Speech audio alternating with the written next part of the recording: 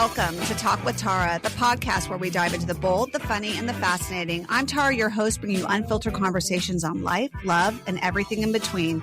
Hit that follow button so you're always in the loop. And now let's get started.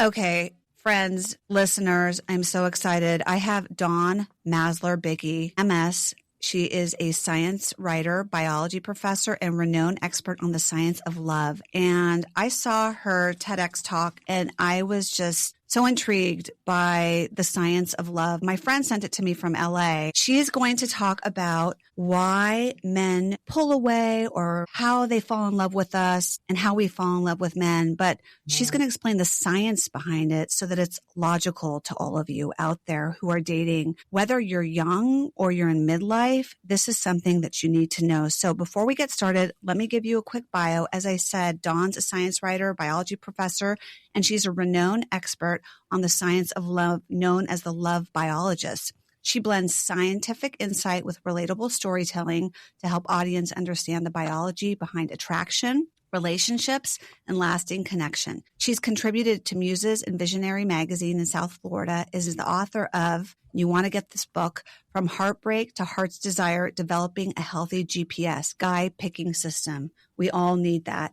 Published by Central Recovery Press.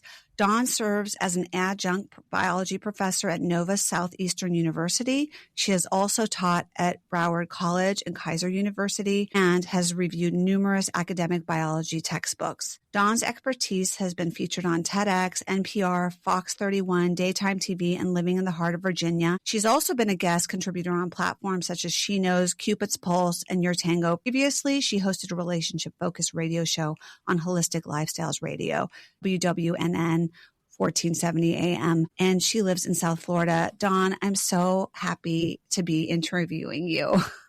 Thank you for having me.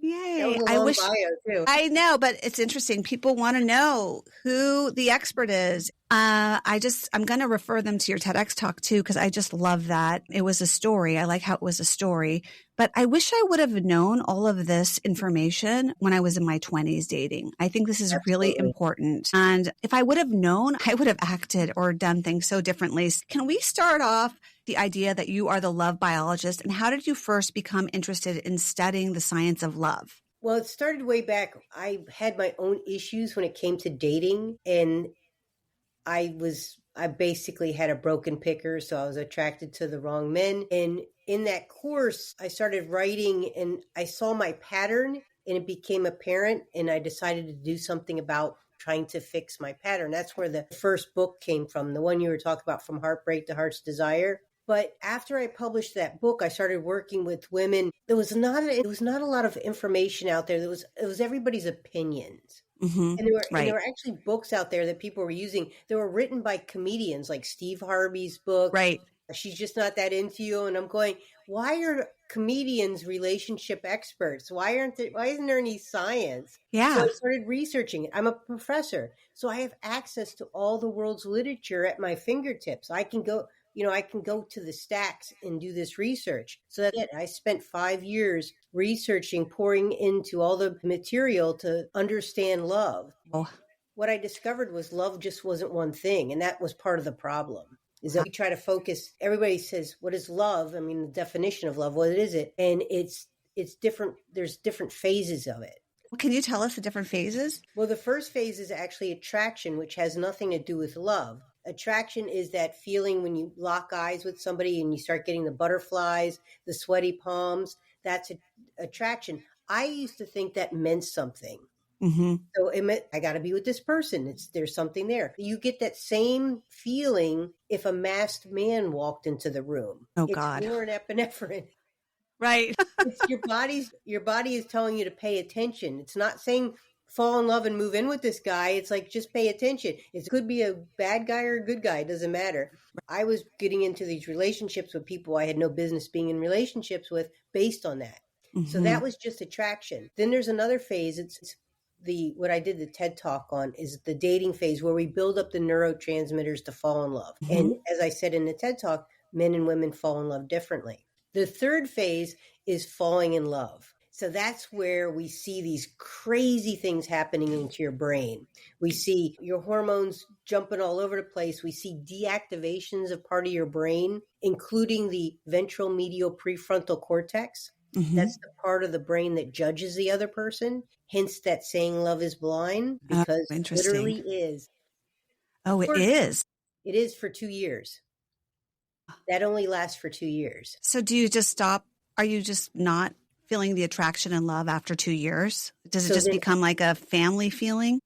So after 2 years, that craziness stops. Sometimes we call it the honeymoon period. Their honeymoon period fits really well because the female testosterone's high. She's very sexually aggressive. Right.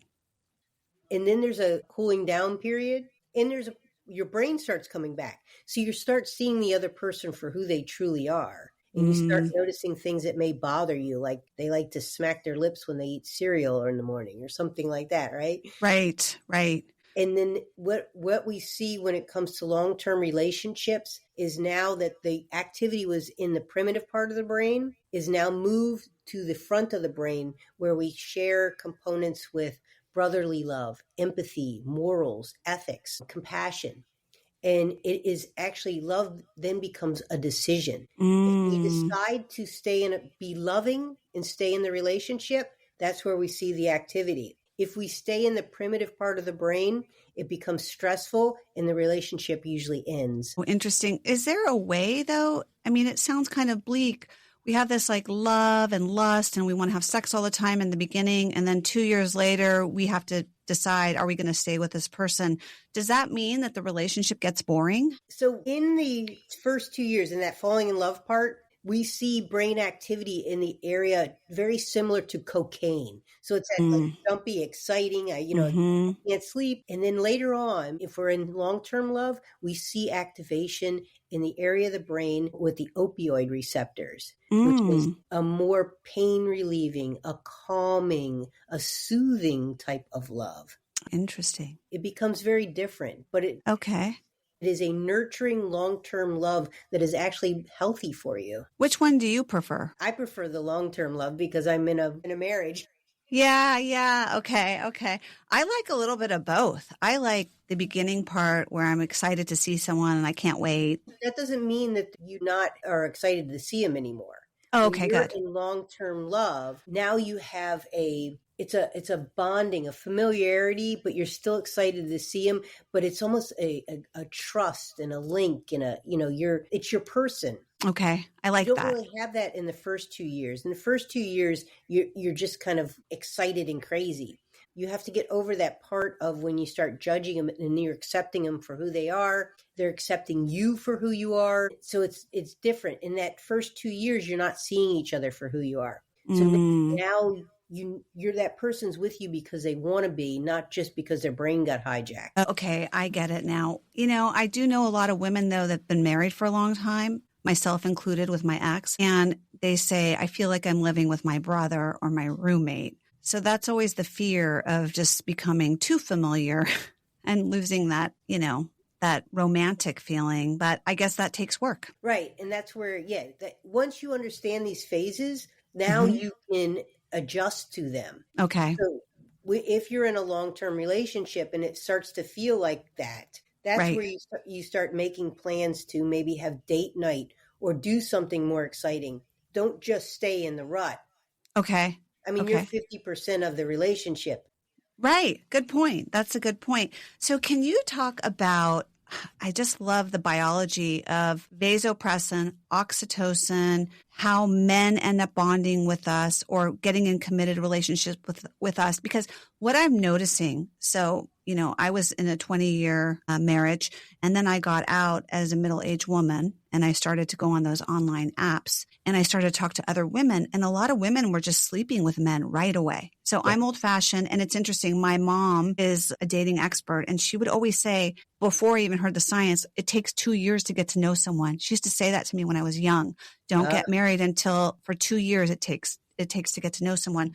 But that's interesting. Your mom just said that. your falling in love part of the brain is 2 years. So you Right. really can't see them for 2 years. Yeah, and They it's really interesting are. she said that she Yeah. knew that. She's really intuitive. But anyway, she used to say that to me. And then I started doing this online dating, and I said, like, all these women were just like sleeping with men right away. And then they were confused why the men weren't attached, and they were sleeping with 3 other women. And I was like, I'm not sleeping with anyone until I'm in a committed relationship. And sometimes I would say that to a guy, like, I'm sorry, I'm not going to sleep with you unless we're monogamous. And then I'd worry about saying that too soon. Like I would scare him off or something, but I'd eventually say, sorry, are you seeing other people? I want to debunk this thing. Like, you're not going to catch the guy by sleeping with him. I mean, if you want to have sex and you can, want to get that part of you fulfilled and just want to have a fling, I'm not judgmental about that at all. But what I'm saying is if women want to be in a committed relationship, they should probably wait before they have sex. Can you tell us the science behind that? Okay. So there's something called the Coolidge effect. Okay. And I don't think I put that in the TED Talk. But the Coolidge effect is based on President Calvin Coolidge. And he was going on a trip or an inspection or a tour of a chicken farm. Mm-hmm. And as he's going along with his assistant and his wife, he looks over and his wife was in front of him and looks over and sees this rooster and he's being amorous with this hen. She was kind of like, the caught in the rut woman. And she goes to the attendant. She goes, you got to show President Coolidge that. So the attendant goes back and he says, President Coolidge, your wife wanted me to show you this rooster. And he looks over and the rooster is having his way with this hen. And he goes, I see, son. He got the connection what his wife was trying to tell him. He goes, is he like that all the time? And the attendant goes, yes, sir, all day, every day. And he goes, I see. And he goes, let me ask you one more question, son. Is it the same old hen every day? Uh-huh. And the attendant says, no, sir, it's a new hen every day. And he goes, run back and tell Mrs. Coolidge that. Mm-hmm. And what that became is called the Coolidge effect is what, if I take a box of rats and I throw a male rat in, he's going to have his way with every female. And he's going to get to the point where he's exhausted. And he's just going to lay there in the corner and they can lick and try to entice him. And he's not going to do anything. But he will once I throw a fresh female in. And then he'll be upping at him and his dopamine will spike. Wow. That's so interesting. So that's based on the Coolidge effect. And we know that vasopressin and dopamine are the two things and testosterone that go up when a man's attracted to a female. Mm-hmm. And if you allow it to grow up to a certain point, it reaches a tipping point and an enzymatic reaction, and then boom, then you fall in love. Mm-hmm. And it happens with women, but with oxytocin. So go ahead. Sorry. Well, I was going to say the problem is vasopressin increases when he's sexually attracted to a female, but it sexually decreases when he's sexually satiated. Mm-hmm. So if he has sex too quickly in the relationship, he loses that loving feeling and he doesn't even understand why. That is so important, ladies and men, because men probably were like, what, I heard this thing called post-nut regret or something. Have you ever heard of that? Yeah. It's like men will say that they will get involved with a woman sexually and then they will regret it the moment it's finished, the sex is finished. And it almost sounds like a release of that vasopressin. Mm-hmm. Am I pronouncing it correctly? Vasopressin, yeah. Vasopressin. Okay. Yeah. It's just a drop in his vasopressin and usually his dopamine too. So, and that's part of that was the Coolidge effect. They were studying the dopamine. So he lost that excitement because the dopamine is the excitement. And the excitement is in the chase. So there was something in the book, Men Chase, Women Choose, I talked about the possum effect. Why does a wolf chase a possum, right? Because he's going to kill the possum, right? So when the possum rolls over and plays dead, why doesn't the wolf eat the possum? Because there's no chase. Well, because there's a little tiny part of his brain that says, something's wrong here. This is too easy. And he backs up. And the same thing occurs when you don't even know, because biologically speaking, a woman or a female should not be that easy to chase. That's why they like the women hard to get. All these old-fashioned sayings like hard to get. Yes, because it's in a subconscious part of our brain.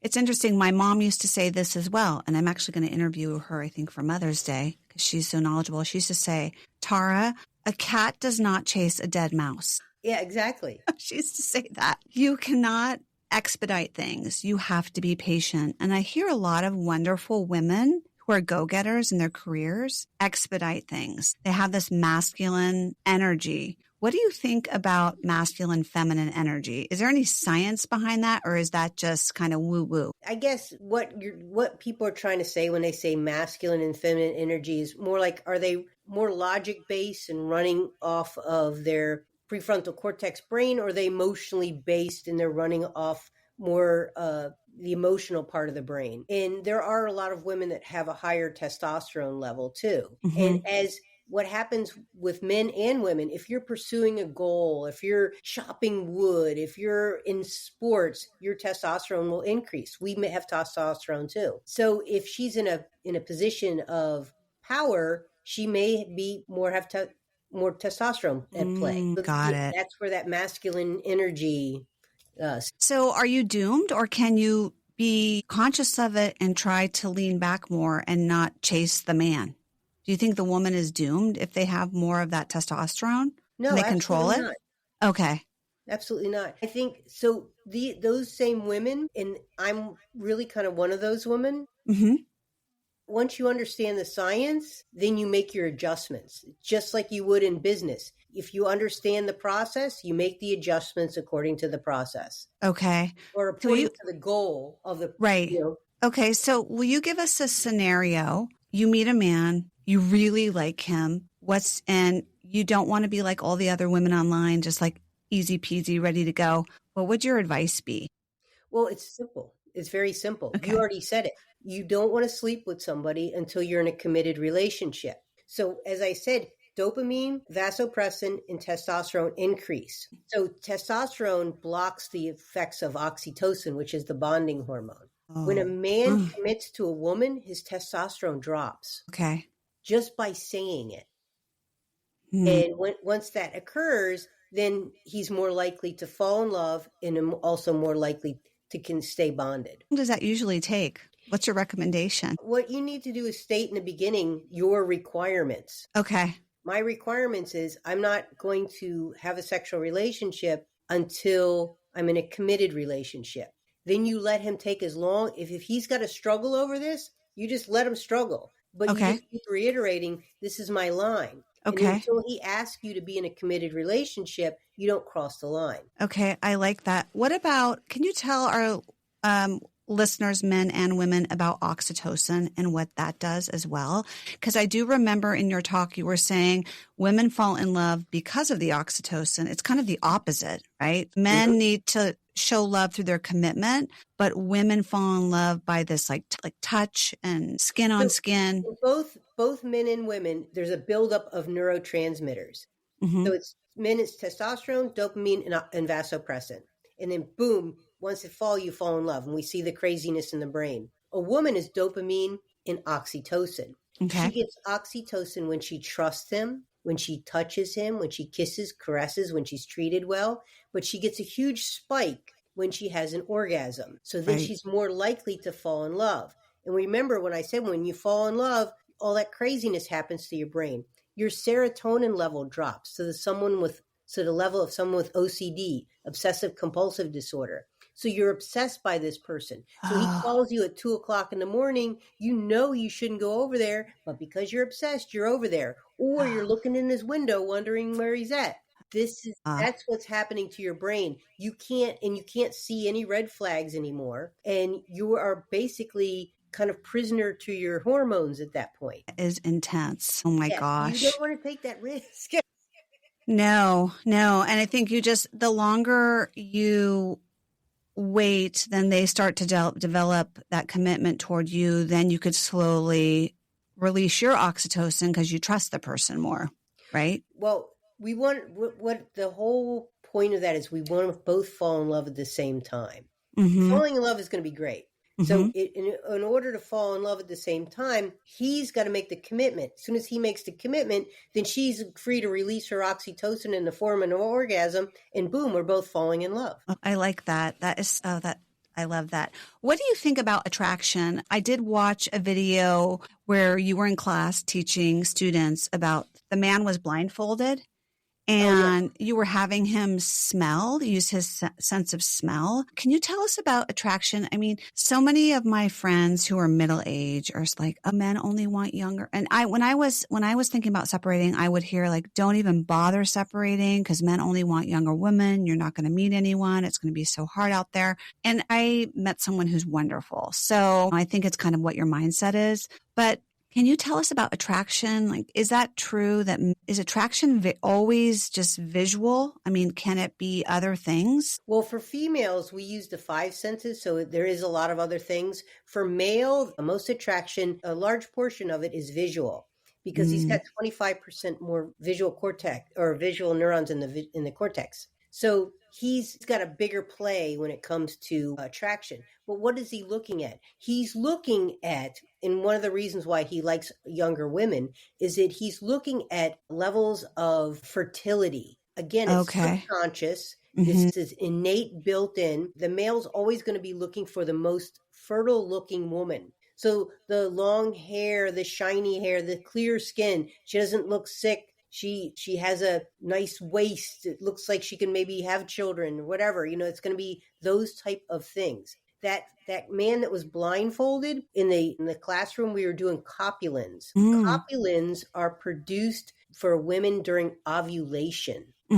It's a hormone that attracts men like crazy. So as you get older, you stop ovulating, you stop producing those copulins. So you are at a slight disadvantage. However, the men that you're probably going to be attracting are going to be older too. So there is a level of understanding that men get to a point where they want to have somebody more stable. So being the stable woman and not the crazy, flighty 20-year-old, that gives you the advantage. If you're still acting crazy at 40 or 50, you're going to be at a distinct disadvantage for dating. That's so interesting. So I did read about a study that strippers make more money during ovulation. They did a study at a number of strip clubs all over the United States. And this was like a really well-known publication. I don't remember what it was. If we Googled it, we would find it. They went all over the United States and they noticed that women who were ovulating made X amount more, exponentially more money than women who were not. So it's so interesting that you say that, because when you were saying that, I was thinking of that. Yeah, no, I need to see that study. That's perfect. Yeah. Yes. It's the copulins. You're like, copulins? So are we doomed when we don't? But you just said like older men aren't looking for the copulins as much because they know that they want stability. So we're not doomed necessarily. No, correct. And it's interesting because I've interviewed a number of dating coaches that work for, these dating matchmaking services that are really high end. And they say that when men first get divorced, they do go out and look for the younger woman. They're like 60. They're looking for 30-year-old or 35-year-old. And they do date those women. And then eventually they're not interested in them because I think they're missing the stability. And then they end up settling for somebody who's closer to their age. They still, want someone like 10 years younger, but they still try to find someone close to their age. So I think that's really interesting that you're saying that because it correlates to what I've been hearing. Wait, we're also attracted to a level of familiar and different. Okay. So when a man starts dating a too much younger, generational younger woman, there's not going to be a lot of familiarity. All the favorite songs, all the references in his life are not going to resonate as well. Right. And also there is, with those copulins and all those hormones, there is a level of energy that's required. So as a man gets older, his testosterone drops. So that's why it's more comfortable with a woman that's older, because when he first gets a divorce, when a man first leaves a relationship, his testosterone skyrockets. Oh, that's so interesting. So there was a study that was done that we can actually predict if a man's cheating by the level. There's a certain level in the testosterone. If he gets to, he's either cheating or leaving the relationship. He goes into pursuit mode. So when he gets out of the relationship, it's still high. But then after a while, it settles back down. So having to compete in a biological sense with fully testosterone younger men becomes more of a challenge for an older guy. And that's why he ends up going, I don't think I want this relationship. I think I want somebody closer to my own age. Dawn, another thing I was noticing, and I don't know if there's science behind this, is when I was first online dating, a lot of younger men were pursuing me. And I've talked to my friends, and a lot of younger men like the MILF. Yes. So Cougar. Why is that? Cougar is a more politically correct. I may edit that out. Cougar. Why is it that they're attracted to older women? Because you are the perfect match, biologically speaking. So the young guy is sexually ready to go. Right. And when a female gets out of a relationship, her testosterone increases too. She's sexually ready to go too. And then there's no risk of fathering children. Again, it's all subconscious, but it's like the perfect connection. So that I did ask them when they would, message me on those apps, I'd say, why are you interested? I'm such a curious person. Why are you pursuing me? I'm much older than you. I could be your mother. And they would say, because, I don't have to deal with all the bullshit. Excuse my language. You know what you want. Older women know what they want. They're easy to be with. They're really great sexually and no pressure for me. So, okay, that's interesting. But are they attracted to us physically? Because we don't have the copulence. Is that what you called it? The copulence. We don't have that. And some of us are, have gone through menopause, or I don't know. Some of the women I know who have dated younger men, or I don't know if they've stopped their periods, but they definitely are in their 50s and they're like, oh, I'm dating a younger man and I'm loving it. Yeah. The men, there's the top guys, right? There's like the, king of the hills. Then you go down in level, right? Right. So in male hierarchy, dating hierarchy. So as you go down in level, it becomes harder to compete with those guys for the 20-year-old or whatever age. The hot 20-year-old. Exactly. So they're getting their needs met over here and they're having a good time. And eventually they'll probably will end up breaking that relationship off and maybe going off with another age appropriate person. But that right now they're enjoying themselves. That's interesting. Enjoying themselves. Both of them. Because it's interesting, when I first separated, I thought to myself, oh gosh, I'm never going to be able to date a younger man now. I'm doomed. They're all going to be older. And then I was like, wow, I'm mistaken. And now even in the media, we're seeing women like Nicole Kidman is in this movie and he's sexually involved with a young intern. She's 52 years old. And we're seeing women with younger men. And I love it because I think I'm so tired of seeing a 7-year-old, like the famous coach. He's 72 and he's with a 30-year-old or 26-year-old. I don't know. I don't want to misspeak, but with a younger woman. And I'm just like, go women. Like, we should have the same opportunities. So it's not impossible for women if they want a short term or even a year or two with a younger guy, because a younger guy can have sex multiple times a day. And it's very fulfilling for a woman who's been in a non-sexual marriage for many years and wants to have a really great sexual relationship for a while. So women, you have an advantage. I think that ladies should know that, like, they can go and have a relationship. And some of these men, they don't want just a booty call. They want to have a relationship with this woman. So that's really interesting. Many of those relationships, we already talked about the women that are like higher testosterone. So yes. They are actually kind of switching roles in a way. Yeah, you're right. I do know that the higher testosterone women are the ones who are some that are dating the younger men. That you're saying that. Can you tell me the role of dopamine? I read somewhere that, when we get a text, we get a dopamine hit. When we have sex, men release dopamine, and then that's why they want to go be with their friends and they need space. Have you heard that as well in your research? If this is a committed guy and he's having sex, yeah, his testosterone drops because he's in a committed relationship. If he goes out to be with his male friends and do some sports or something, his testosterone kicks back up. So that may be what he's trying to do, is get his testosterone to get a little Back bit up. higher. Yeah. Yeah. Okay. So what role does dopamine play in male-female relationships? Well, dopamine is that feel good stuff. So like every time Mm, you touch, kiss, get a text, play Candy Crush, anything fun, you get a little kick of dopamine. And you still get dopamine with long-term relationships. You haven't seen each other all day and they come home from work and they walk through hmm the door and you get that little spike of dopamine.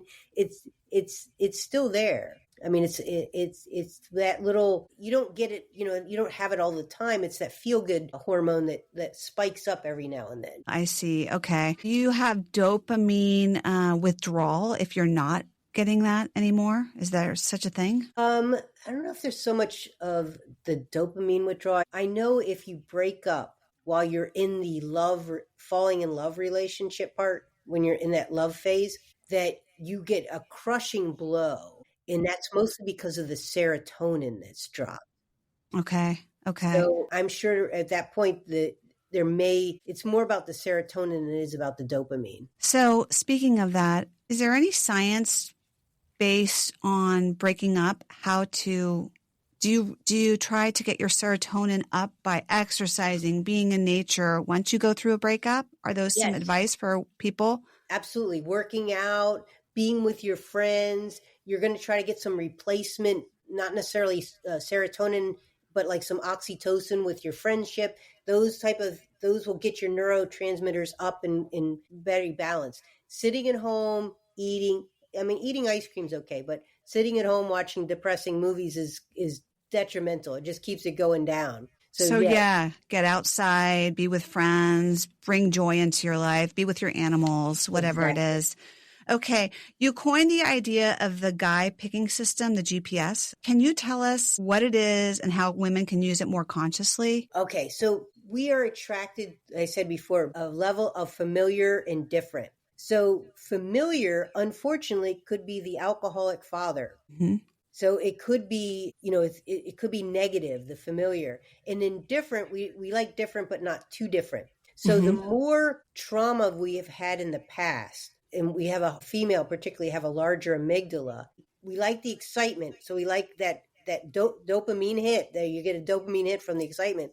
So that we end up being attracted to people, unfortunately, and it may break our heart because of that. Because what I had was my guy picking system was broken. I kept attracting the same guy. It was in a different outfit, different pair of jeans, but it was the same guy because of my familiarity. And until I had figured out what that was and like healed that part of me, I wasn't going to stop picking that. Okay. So the recommendation would be, ladies, write down your patterns. Write down, I went out with Gus. He did this. He was like these. These were his attributes. This is our fighting pattern. Then write down Bob and Bill and write it down and see if there are any similarities.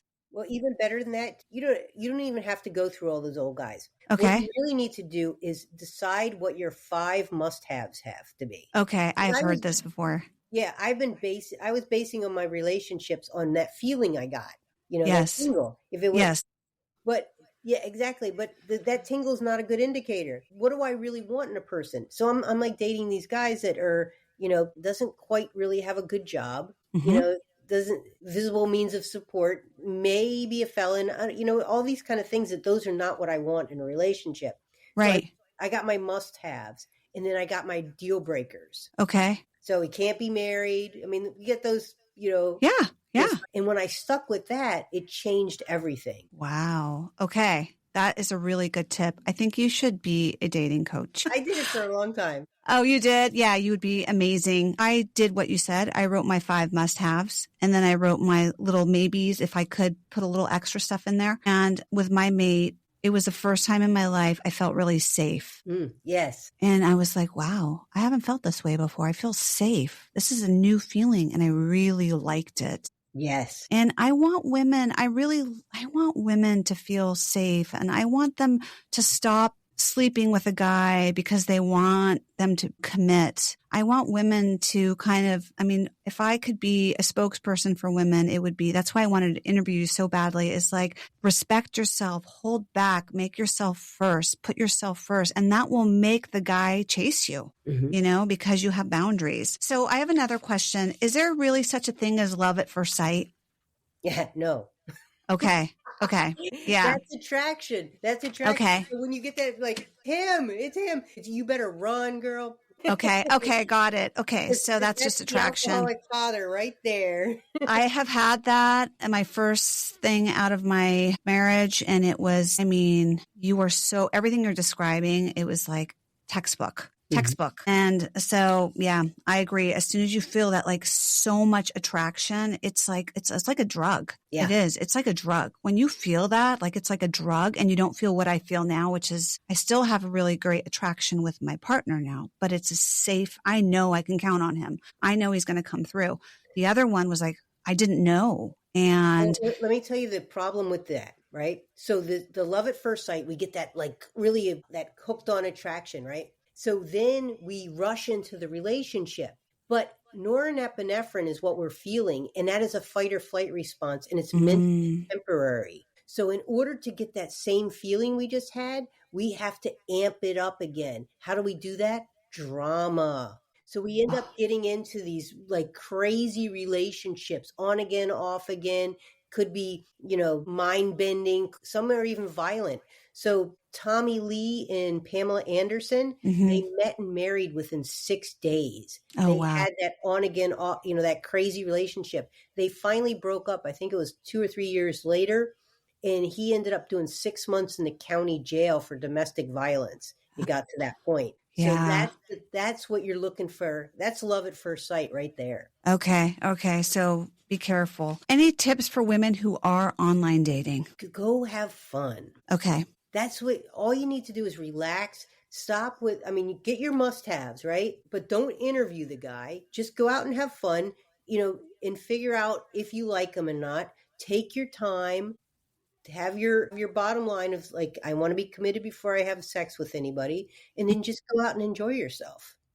Okay. I Date like as many that. guys as you want. A lot of women will stop at, like, they'll meet one guy and they just stop. It's like, no. Keep dating all these guys until you find the one that you want to be in a committed relationship with. Then you cut off the other guys. Okay. This is a question I have for you, just because you said you were a dating coach for a while. When the guys, like, let's say the woman isn't a beauty queen, and nowadays it's like, that's how people are meeting online.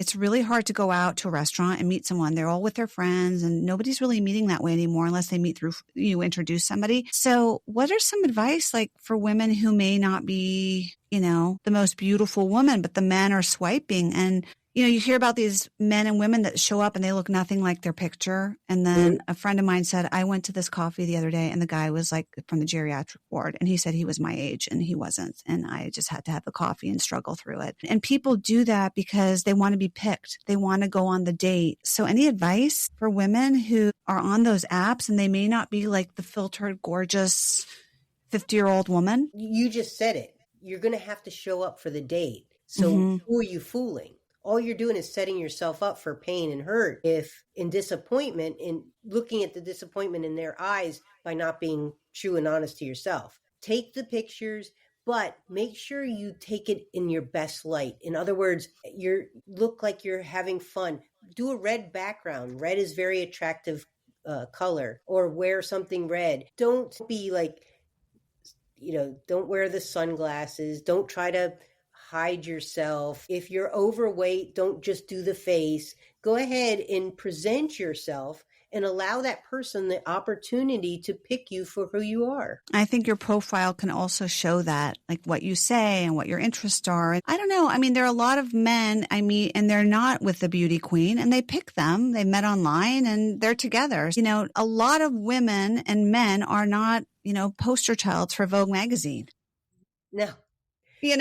We're all human. So just put your best foot forward. And I would say, get a nice haircut, make sure you look good, do the best you can with your eyes if they're your asset, or your lips are your asset, like, accentuate your asset, accentuate your interests, and be yourself. So any last nuggets of advice you can give from all your experience and your experience in science as well for our listeners? Well, I think we try to do a lot of rules and stuff when we're dating, and it becomes stressful. And the whole point is to go out and enjoy yourself and have fun. So if you're on a dating site and let's say you're not getting any dates, then don't worry about, that date. Start planning stuff for yourself. When I was single at one point, I started a little group that did fun activities. We met online and we did like snorkeling and escape rooms. Oh, yeah. Uh-huh. So I did stuff with other people. And when you're doing that and you're having fun, then you're more attractive. People want to be with somebody that looks like they're fun. Having fun and enjoying life, people are going to be attracted to you. Yeah, that's really good advice because I think your energy, and probably that is something scientific too. It's like your pheromones and your Exactly. energy, and it's all positive. And so not consciously, but subconsciously, people will be attracted to that. Absolutely. Right? You're creating your own dopamine. Your serotonin level drops up. Those are sometimes you're able to pick those up. Yeah. Okay. And before we wrap up, I just want to say Dawn Biggie, that's her married name, has some paintings of turtles in the background. And can you tell people about your mission with turtles? And I just think that was so touching, and sea creatures. And then also where they can find your book as well. If you have any kind of website they can go to for information, or if there's anything else that you can add, because I know our listeners are going to be so excited by this, and just like I am. Well, the Men Chase, Women Choose is on Amazon. Okay, great. The first book I published was The Broken Picker Fixer. Well, it was republished under From Heartbreak to Heart's Desire. So it's pretty much the same book. Okay. That one is on Amazon also. And then my artwork, I started doing art to help sea turtles. So I sell the artwork and I send a portion of the sales to help sea turtle conservation. I went to a sea turtle release and I was so inspired. I'm like, I really want to help these guys. Oh, I love that. How do people find your artwork? It's dbiggieart.com. Okay, great. Well, Dawn, I really appreciate your time and all your advice. You're really giving back to men and women to learn the science of love. So thank you so much. Thank you. Thank you for having me. Thanks. Thanks for listening to Talk with Tara. If you loved today's episode, follow the show and share it with a friend. Stay tuned. There's so much more to talk about. See you next time.